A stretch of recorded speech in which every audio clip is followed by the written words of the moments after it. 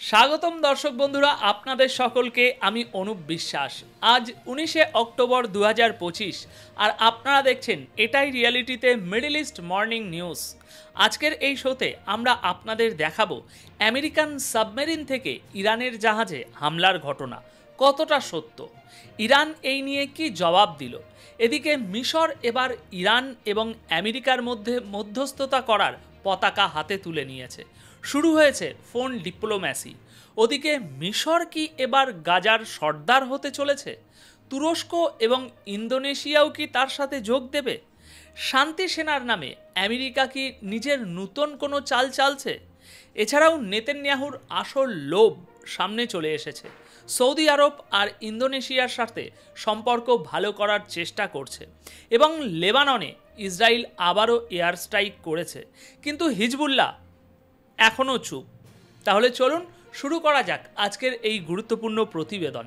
দর্শক, মিথ্যের ঢেউ উঠেছিল কিন্তু সত্য তাকে তীরে এনে দিয়েছে। জাহাজটা ইরানের ছিল না, ইরানের মেহের নিউজ এজেন্সি এই খবরটি নিশ্চিত করেছে। কি সুন্দর দারুণ কবিতা বললাম, তাই না?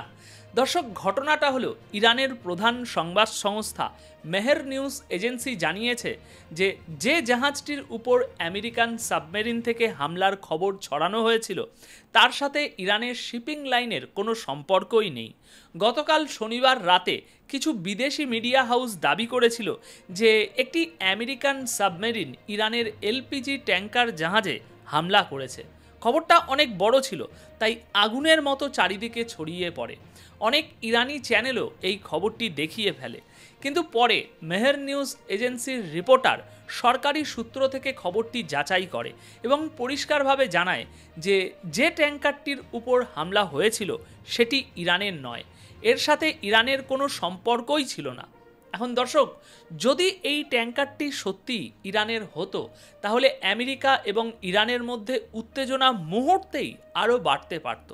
আপাতত এই পুরো বিষয়টির তদন্ত এখনও চলছে। এদিকে ইতিমধ্যে কায়রো থেকে তেহরান এবং ওয়াশিংটন পর্যন্ত ফোন ডিপ্লোম্যাসি শুরু হয়ে গেছে। মিশর ইরান এবং আমেরিকার মধ্যে পরিস্থিতি সামলানোর দায়িত্ব কাঁধে তুলে নিয়েছে।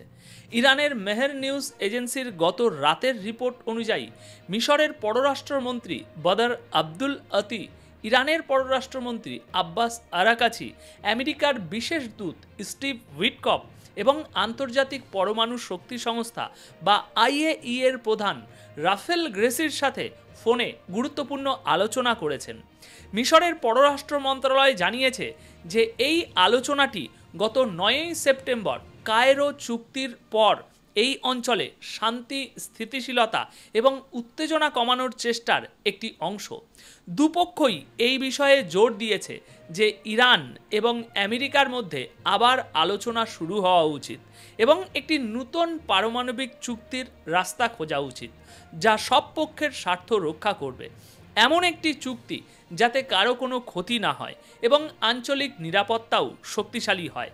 মিশর বলেছে যে তারা শান্তি ও বিশ্বাস ফিরিয়ে আনার জন্য সমস্ত প্রচেষ্টা চালিয়ে যাবে এবং সব রকম পথ অবলম্বন করবে।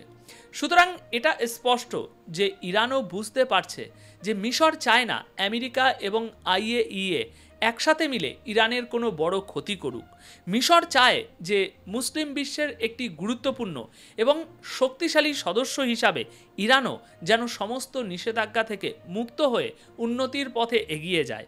আর এই চেষ্টার জন্য ইরান মিশরকে ধন্যবাদও জানিয়েছে। আমি আবার বলছি, ইরান এই চেষ্টার জন্য মিশরকে ধন্যবাদ জানিয়েছে। দর্শক, এবার একটা বড় খবর দিই। গাজায় শান্তি সেনা পাঠানোর প্রস্তুতি চলছে, আর এই সেনার সর্দার হবে মিশর এবং তার সেনাপতি হবে তুরস্ক, ইন্দোনেশিয়া এবং আজারবাইজান। হ্যাঁ, গাজায় এখন যুদ্ধের পরবর্তীতে শান্তি সেনা মোতায়েনের প্রস্তুতি শুরু হয়ে গেছে। মিশরকে এই নতুন গ্লোবাল স্টেবিলাইজেশন ফোর্সের নেতা বানানো হচ্ছে, কিন্তু আসল খেলাটা পেছন থেকে খেলছে আমেরিকা এবং ইউরোপ। ব্রিটিশ সংবাদপত্র দ্য গার্ডিয়ানের মতে এই বাহিনীর নেতৃত্ব দেবে মিশর এবং তুরস্ক, ইন্দোনেশিয়া ও আজারবাইজান তাদের সৈন্য পাঠাবে। এই পরিকল্পনাটি আমেরিকা এবং ইউরোপীয় দেশগুলোর সমর্থনে তৈরি হচ্ছে এবং এটিকে জাতিসংঘের নিরাপত্তা পরিষদের মাধ্যমে বাস্তবায়ন করার চেষ্টা চলছে। 18 অক্টোবরে দ্য গার্ডিয়ানের রিপোর্টে বলা হয়েছে, মিশরকে এটাও জিজ্ঞাসা করা হয়েছে যে এই অপারেশনটি কি পুরোপুরি জাতিসংঘের অধীনে হওয়া উচিত নাকি একটি আলাদা বাহিনী তৈরি করা উচিত। এই রিপোর্টে পরিষ্কার বলা হয়েছে যে ইউরোপ এবং আমেরিকার সৈন্যরা এই মিশনে সরাসরি মাটিতে নামবে না, অর্থাৎ তারা গাজায় যাবে না, তারা শুধু উপদেষ্টা এবং প্রশিক্ষক হিসাবে সাহায্য করবে। ব্রিটেন ইতিমধ্যেই তাদের সামরিক উপদেষ্টাদের দক্ষিণ ইসরায়েলে মোতায়েন করে দিয়েছে, আর আমেরিকা থেকেও 200 সৈন্য ইসরায়েলে পৌঁছানোর খবর তো আগেই এসেছিল। আসলে আমেরিকা চায় যে গাজার এই মডেলটি অনেকটা ইয়েমেনে থাকা বাহিনীর মতো হোক, অর্থাৎ নাম হবে জাতিসংঘের কিন্তু আসল রিমোট কন্ট্রোল থাকবে আমেরিকার হাতে। বিষয়টা অনেকটা এমন যে রাজা হবে একজন কিন্তু রাজাকে বানাবে অন্য কেউ। ব্রিটেন বলছে যে এর চূড়ান্ত লক্ষ্য হলো একটি স্বাধীন ফিলিস্তিনি রাষ্ট্র প্রতিষ্ঠা করা, যেখানে পূর্ব জেরুজালেম, আল কুদস এবং পশ্চিম তীরও অন্তর্ভুক্ত থাকবে। কিন্তু প্রশ্নটা হলো এই শান্তি কার নামে হবে আর ক্ষমতা কার হাতে থাকবে। দর্শক, আসল সমস্যাটা অন্য জায়গায়। হামাসের অস্ত্র কিভাবে ত্যাগ করানো হবে। ব্রিটেন এক্ষেত্রে নর্দার্ন আয়ারল্যান্ড ফর্মুলা পেশ করেছে, যেখানে অস্ত্রগুলো একটি তৃতীয় নিরপেক্ষ পক্ষের তত্ত্বাবধানে রাখা হয়েছিল। বলা হচ্ছে যে হামাস প্রথমে তাদের ভারী অস্ত্র যেমন মিসাইল, রকেট লঞ্চার ইত্যাদি জমা দিতে পারে, বাকি ছোট অস্ত্র যেমন বন্দুক বা পিস্তলের বিষয়ে পরে আলোচনা হবে। যদিও হামাস গতকালই জানিয়েছিল যে তারা তাদের অস্ত্র জমা দেবে না। এখন এই নতুন পরিস্থিতিতে একটি পুরনো নাম আবারও সামনে আসছে, টনি ব্লেয়ার। ট্রাম্পের বোর্ড অফ পিসে প্রাক্তন ব্রিটিশ প্রধানমন্ত্রী টনি ব্লেয়ারকে জায়গা দেওয়া হতে পারে। তিনি 15 জন ফিলিস্তিনি টেকনোক্রেটের সাথে মিলে গাজার পুনর্গঠনের উপরে নজর রাখবে। দর্শক, ইনি সেই টনি ব্লেয়ার যিনি 2003 সালের ইরাক যুদ্ধে আমেরিকার সাথে ছিল। সেই যুদ্ধ যা সাদ্দাম হোসেনের উপর গণবিধ্বংসী অস্ত্রের মিথ্যা অভিযোগের ভিত্তিতে চাপিয়ে দেওয়া হয়েছিল, কিন্তু কিছুই পাওয়া যায়নি। সেই টনি ব্লেয়ার এখন ইরাকের নতুন প্রধানমন্ত্রী আল সুদানির বন্ধু বলে পরিচিত। সুদানি বলেছেন যে তিনি গাজার এই মিশনে ব্লেয়ারকে সাহায্য করবেন, অর্থাৎ ইরাকও এখন গাজার খেলায় নিজের ভূমিকা পালন করবে। সুতরাং দেখছেন তো কে কে আসছে ময়দানে। তবে লোক তো লাগবেই, কারণ গাজা ধ্বংস হয়ে গেছে, তাকে তো কেউ না কাউকে এগিয়ে এসে গড়তেই হবে, তাই না? দর্শক, নভেম্বরের দ্বিতীয় সপ্তাহে কায়রোতে একটি বড় গাজা পুনর্গঠন সম্মেলন অনুষ্ঠিত হবে, যেখানে উপসাগরীয় দেশ এবং প্রাইভেট বিনিয়োগকারীদের একসাথে এনে প্রায় $67 বিলিয়ন ফান্ড জোগাড় করার চেষ্টা করা হবে। অর্থাৎ ছবিটা একদম পরিষ্কার, গাজার মানচিত্র বদলাবে, কিন্তু নিয়ন্ত্রণ থাকবে ট্রাম্প এবং তার সঙ্গীদের হাতেই। তাই এখানে ভয়ের বিষয়টা হলো এই পরিকল্পনাটা আবার পশ্চিমের ইস্ট ইন্ডিয়া কোম্পানির মতো না হয়ে যায়। এই বিষয়টা নিয়েই ভয় করছে। আপনারা কি বলেন? কমেন্ট বক্সে অবশ্যই জানাবেন আপনাদের মতামত। এবার পরবর্তী দর্শক, নির্বাচনের আগে বেঞ্জামিন নেতানিয়াহুর নজর এখন আটকে আছে দুটি বড় ইসলামিক দেশের উপর, সৌদি আরব এবং ইন্দোনেশিয়া। ইসরায়েলের প্রধানমন্ত্রী বেঞ্জামিন নেতানিয়াহু এই দুটো দেশের সঙ্গে সম্পর্ক স্বাভাবিক করার জন্য উঠে পড়ে লেগেছেন। তার উদ্দেশ্য একদম পরিষ্কার, জুন 2026 সময়ের আগে যে নির্বাচন হতে চলেছে তার আগে নিজের রাজনৈতিক শক্তি আরও মজবুত করে তোলা। যদি এই দুটি দেশের সঙ্গে সম্পর্ক ঠিক করে ফেলা যায় তাহলে ভোটের আগে সাফল্য হিসাবে দেখানোর মতো কিছু তো থাকবে। নেতানিয়াহু চাইছেন যে যদি দুটো দেশের সঙ্গেই সম্ভব না হয়, অন্তত একটি দেশের সঙ্গে যেন চুক্তি অবশ্যই হয়ে যায়, যাতে তিনি নির্বাচনে নিজেকে শান্তির দূত হিসাবে তুলে ধরতে পারেন। সেই শান্তির দূত যার কারণে শুরু হওয়া যুদ্ধে 68,000 মানুষ প্রাণ হারিয়েছে। তবে এদিকে সৌদি আরব, যার আরব এবং মুসলিম বিশ্বে ব্যাপক প্রভাব রয়েছে, তারা আগেই স্পষ্ট করে দিয়েছে যে একটি স্বাধীন ফিলিস্তিনি রাষ্ট্র গঠন না হওয়া পর্যন্ত ইসরায়েলের সঙ্গে সম্পর্ক স্বাভাবিক হবে না। কোনো নর্মালাইজেশন বা আব্রাহাম অ্যাকর্ডের মতো কোনো চুক্তি হবে না। অন্যদিকে আমেরিকার প্রেসিডেন্ট ট্রাম্প আবার আব্রাহাম অ্যাকর্ডের মধ্যে নতুন কিছু দেশকে ইসরায়েলের সঙ্গে যুক্ত করার আশা প্রকাশ করেছেন।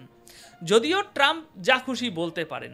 2020 সালে ট্রাম্পের উদ্যোগেই সংযুক্ত আরব আমিরাত এবং বাহরাইনের সঙ্গে ইসরায়েলের সম্পর্ক পুনর্স্থাপিত হয়েছিল। পরে মরক্কো ও সুদানও এই তালিকায় যোগ দেয়। আর এবার আসা যাক ইন্দোনেশিয়ার কথায়। শোনা যাচ্ছে ইন্দোনেশিয়া তখনই এই বিষয়ে এগোবে যখন Israel OECD organisation for economic cooperation and ডেভেলপমেন্টের সদস্য পদে ইন্দোনেশিয়ার অন্তর্ভুক্তির পথে বাধা দেওয়া বন্ধ করবে। এখন ব্যাপারটা খুব পরিষ্কার, নেতানিয়াহুর এই নতুন খেলার নাম মুখে শান্তি হলেও এর আসল উদ্দেশ্য হলো শুধু রাজনৈতিক ফায়দা তোলা। আর উদ্দেশ্য যখন শুধু নিজের লাভের হয় তখন ক্ষতির আশঙ্কা সবসময়ই বেশি থাকে। এদিকে পরবর্তী যে খবরটি সামনে আসছে, আল জাজিরা গতকাল একটি প্রতিবেদন প্রকাশ করেছে যার শিরোনাম ফিলিস্তিনি বন্দী মুক্তি পেলেন, কিভাবে ইসরায়েলি জেলে অত্যাচার তাকে অন্ধ করে দিল। আমি আল জাজিরার এই পুরো প্রতিবেদনটি পড়েছি। এটি সম্প্রতি মুক্তি পাওয়া এক বন্দির কাহিনী, যিনি 2 বছর ধরে ইসরায়েলি জেলে বন্দী ছিলেন। মাহমুদ আবু ফাউল নামের এই ব্যক্তি জানাচ্ছেন যে রোজ আমাকে পেটানো হতো, গালাগালি দেয়া হতো, ঘন্টার পর ঘন্টা ধরে মারা হতো। আমি সেই অত্যাচার সহ্য করতাম। তারপর একদিন আমার মাথায় একটা ডান্ডা দিয়ে আঘাত করা হয়। এরপর আমার আর কিছু মনে নেই। যখন আমার জ্ঞান ফিরল আমি কিছুই দেখতে পারছিলাম না, আমার চোখের আলো নিভে গিয়েছিল। তিনি বলেন, আমি তাদের বলেছিলাম যে আমি দেখতে পাচ্ছি না, আমার চিকিৎসা দরকার, কিন্তু তারা আমার কোনো চিকিৎসা করায়নি। আমার চোখ দিয়ে শুধু জল ঝরতো, থামতেই চাইতো না, কারণ আমার চোখের ভিতর কিছু একটা হয়ে গিয়েছিল। তবুও তারা আমার চিকিৎসা করাননি। অক্টোবরের যুদ্ধবিরতির পর যখন 2000 বন্দী ইসরায়েল মুক্তি দেয় তখন তিনিও মুক্তি পান, কিন্তু এখন তিনি আর দেখতে পান না। তিনি আরও বলেন, আমি শুনেছিলাম উত্তর গাজায় আমার বাড়িঘরের অনেক ক্ষতি হয়েছে, কিন্তু মায়ের সঙ্গে দেখা হওয়ার পর বুঝলাম যা শুনেছিলাম ধ্বংস তার চেয়েও অনেক বেশি হয়েছে। মা যখন এসে আমাকে নাম ধরে ডাকলেন তখন সেটাই আমার কাছে পুরো পৃথিবী ছিল। আমি আমার মায়ের কণ্ঠ শুনতে পাচ্ছি, এটাই অনেক। তাকে দেখতে না পেলে আর কি করা যাবে। দর্শক, এগুলোই হলো সেখানকার বাস্তব কাহিনী। এখন অন্যদিকে লেবাননে ইসরায়েল আবার বিমান হামলা চালিয়েছে, আর এই হামলায় একজন ব্যক্তি মারা গেছেন। জানা গেছে একটি এক্সকেভেটরের দিয়ে মাটি খোঁড়ার কাজ চলছিল। সেই মেশিনটির উপর 2টি মিসাইল ছোড়া হয় এবং মেশিনটি উড়িয়ে দেয়া হয়। এতে একজন ব্যক্তি মারা যান, যিনি সম্ভবত সেই মেশিনের চালক বা আশেপাশে দাঁড়িয়েছিলেন। সুতরাং এই ঘটনা থেকে এটা স্পষ্ট যে ইসরায়েল চায় না দক্ষিণ লেবাননে কোনো ধরনের নির্মাণ কাজ হোক। তারা দক্ষিণ লেবাননকে পুরোপুরি খালি করে দিতে চায়। তো দর্শক, আপাতত এই প্রতিবেদন তাহলে এখানেই শেষ করছি। এই প্রতিবেদনের বিষয়ে আপনাদের যদি কোনো মন্তব্য থাকে কমেন্ট বক্সে অবশ্যই লিখে জানাবেন। ধন্যবাদ আপনাদের সকলকে।